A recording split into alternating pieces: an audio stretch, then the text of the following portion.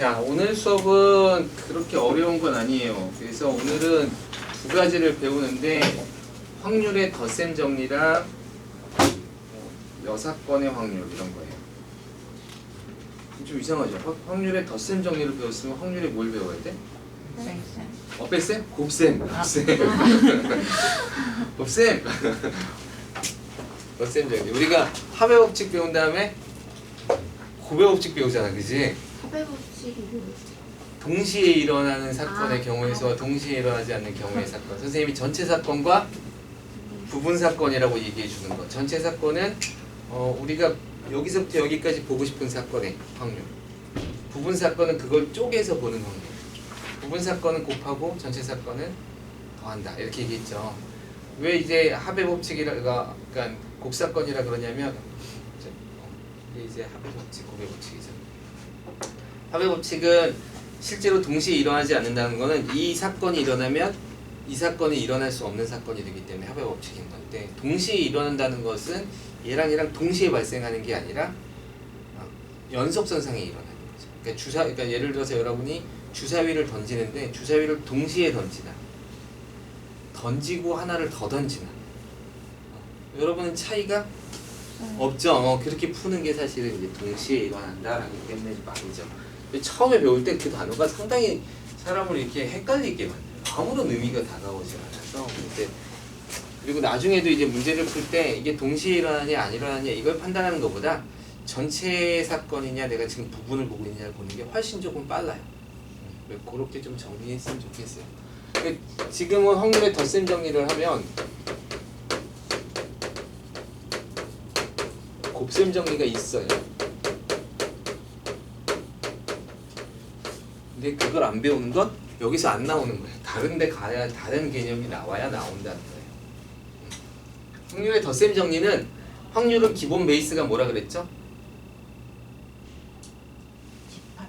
그렇죠. 집합이에요. 항상 확률은 집합을 바라보면서 생각하는 거예요. 원소의 개수로 접근하기 시작했으니까. 그죠? 그러니까 집합이라는 개념으로 확률을 이제 체계를 쌓은 거예요. 집합이 사실은 수학의 가장 중요한 체계이죠. 확률이 발전한 것도 도박이 하면서 그랬다고 수학자들한테 와서 여기서 이기려면 어떻게 해야 되죠? 그때부터 이제 확률이 막 연구가 되기 시작해서 했는데 지금에 와서는 굉장히 중요한 파트로 연결되고 있어요. 요즘은 이제 수학적 확률보다 통계적 확률을 더 중요하게 생각해요. 통계적 확률은 근데 숫자로 만들어낼 수가 없다 그랬지. 근데 그걸 숫자로 만들어내는 법을 찾았어요. 그게 뭐냐면 그게 빅데이터 이론이에요. 그래서 빅데이터가 굉장히 중요한 건 우리가 수학적인 어떤 확률로 통해서 확률의 값을 계산하는 과정에서 머물러 있었다면 이제는 실질적으로 일어나는 확률의 사건을 통해서 그 개수를 굉장히 많이 늘림으로써 그 값이 가능성이 있게 만들어줘요. 그 빅데이터 이론에 의하면 그런 게 있대. 그러니까 확실치는 않은데 여러분이 이제 자주 가는 대형 마트 있죠. 대형 마트에는 CCTV가 엄청 많이 달려 있어요. 그렇죠. 그러면 사람들의 CCTV 행동 거죠. 이게 다 찍히는데 그걸 하려고 하진 않았겠죠. 그걸 데이터 분석을 해보면 사람들이 카트를 밀고 어느 골목에서 오른쪽으로 꺾는지 왼쪽으로 꺾는지 맘대로죠. 자기 맘대로잖아, 그지? 근데 확률적으로 나온대. 실제로 사람들이 한 거 데이터를 쌓아요. 그래서 사람들이 만약에 오른쪽으로 많이 꺾으면 거기다가 요번에 팔고 싶은 물건들을 진열해 놓대요. 왼쪽으로 많이 꺾으면 왼쪽에다 이렇게 팔고 싶은 물건들 이런 식으로 한다는 얘기가 있을 만큼 확률은 이제 실생활에 있어서 밀접한 관계가 있고 되게 중요한 파트예요. 그럼 덧셈 정리는 뭐냐면 사건 A가 있고 사건 B가 있어요. 여기서 사건 A라는 것이 사건 B가 있다는 것은 이 사건들은 결국 뭐로 나타낼 수 있냐면 집합이라는 뜻이죠.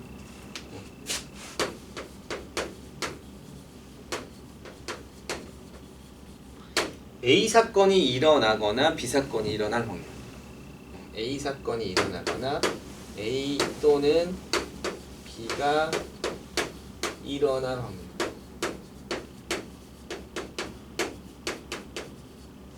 를 우리는 덧셈 정리라 그래요.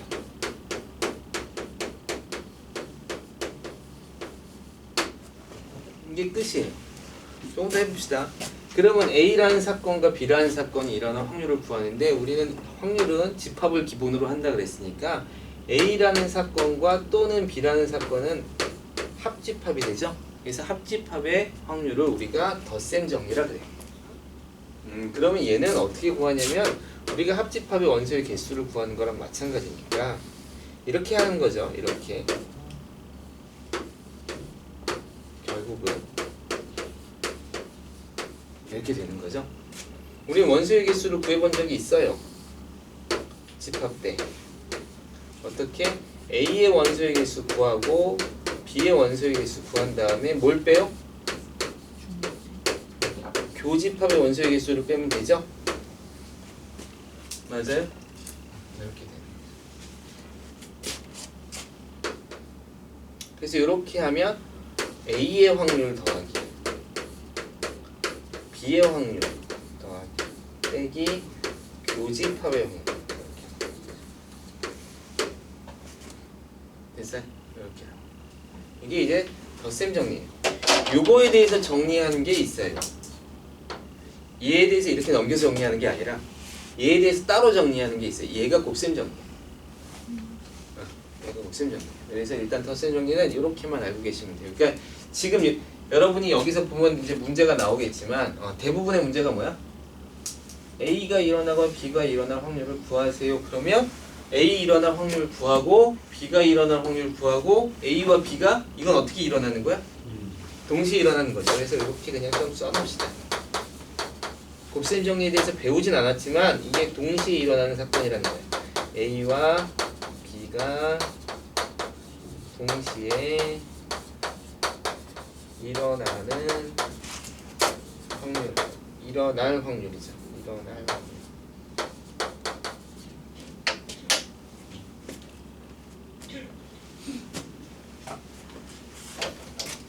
예를 들어서 A라는 사건이 주사위를 던졌을 때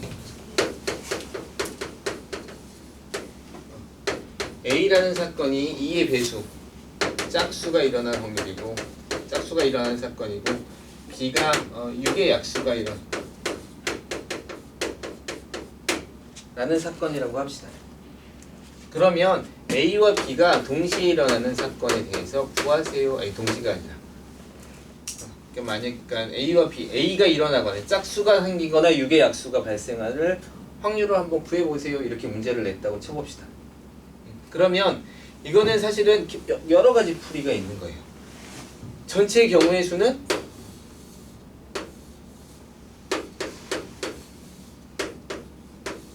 이렇게 되는 거죠. 집합으로 보니까. 전체는 1, 2, 3, 4, 5, 6이죠. 그 중에 A는 2, 4, 6이죠. 그래서 2, 4, 6이니까 2, 4, 6이니까 이렇게 되고 6의 약수는 1, 2, 3, 6이죠. 그래서 이렇게 그냥 생길 거예요. 그러니까 합집합은 총 몇 개예요? 원소가? 5개. 그래서 6분의 5라고 풀어도 돼요. 또는 PA가 얼마죠? 6개 중에 3개니까 2분의 1. 6개 중에 3개니까 2분의 1의 확률을 갖고요. B의 확률은 얼마죠? 6개 중에 4개니까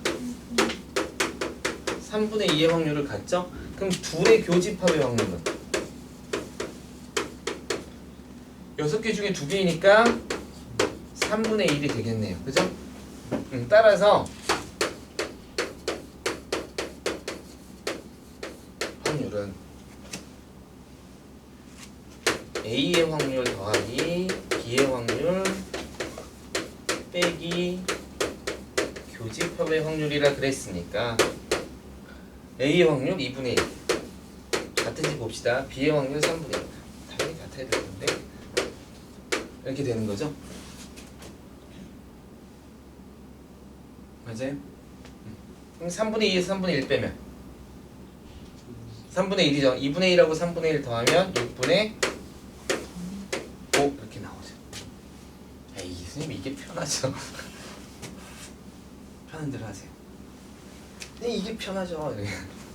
편한 대로 하세요.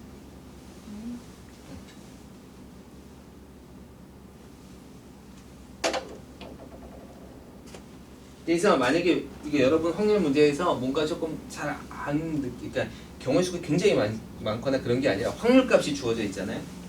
그러면 여러분이 적당한 집합을 하나 만드시는 것도 괜찮아요. 그 확률 조건들을 다 만족할 만한 원소들을 이렇게 배치해서 적당하게 집합을 만족하면 그게 만족되게 돼 있어요. 잘 만들면.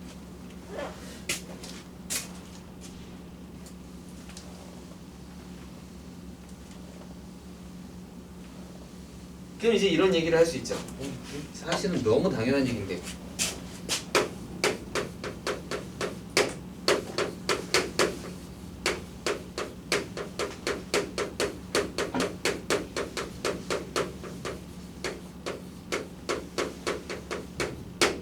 A와 B가 배반 섞기.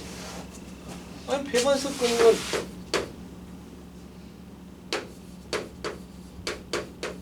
이거잖아.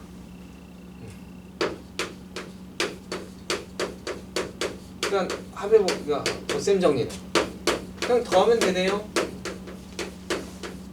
뺄 게 없어요. 이런 얘기죠. 이렇게 정리가 되는 거예요.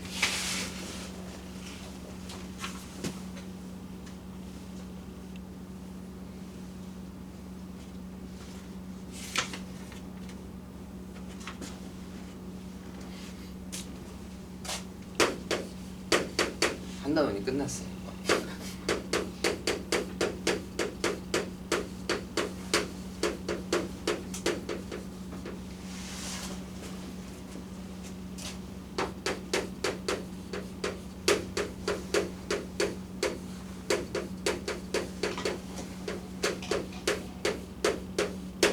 이렇게 쓰는 거죠. 사건 A의 여사건은 A의 그러니까 여집합처럼 그냥 쓰시면 돼요. 자, 여집합이 나오면 반드시 생각해야 되는 게 뭐예요? 여집합이 나와 있으면 반드시 생각해야 되는 게 전체 집합이에요.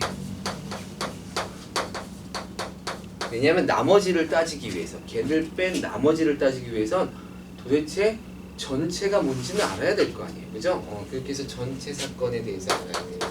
여기서는 전체 사건이라고 안 하고 뭐라 그러냐면 표본 공간 아닌데 표본 집합 맞나요? 빨리 알려주세요. 빨리 용어 정리를 해놨으면 여러분이 알아야지. 선생님이 표본 공간 맞죠?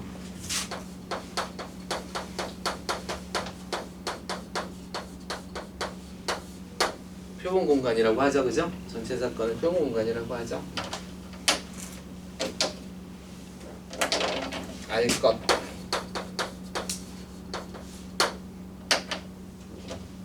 따라서 여집합의 확률은 여집합은 어떻게 해요?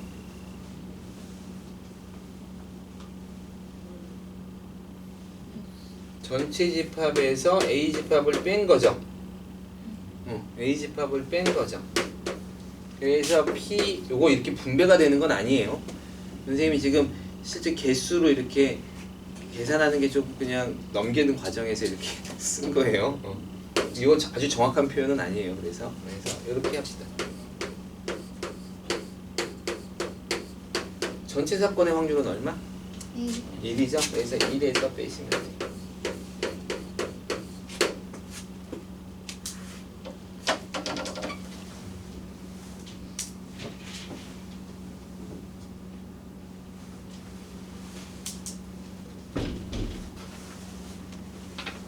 이건 근데 선생님, 그러니까 이거는 그냥 덧붙이는 건데 이런 것 때문에 문제 내진 않을 거예요. 나쁜 사람이지 그러면. A C의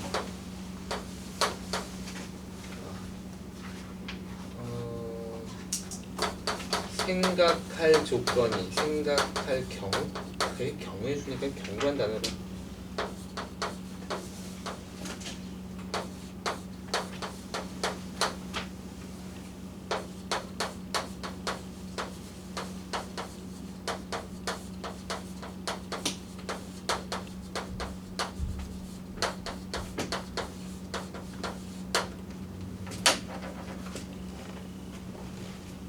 무슨 뜻이냐면 A의 여집합을 생각할 조건이 A의 조건보다 적을 때 사용해라 이런 얘기는 전체 따져야 될 게 8가지야. 근데 A라는 사건에 따져야 될 건 3가지예요. 그럼 여 사건은 몇 가지를 따져야 돼? 5가지. 그럴 땐 여 사건을 풀 필요가 없어요. 알겠죠? 아무리 적어도 라고 해도 여 사건의 경우가 더 많다면 굳이 여 사건의 경우를 할 필요가 없어요. 그죠?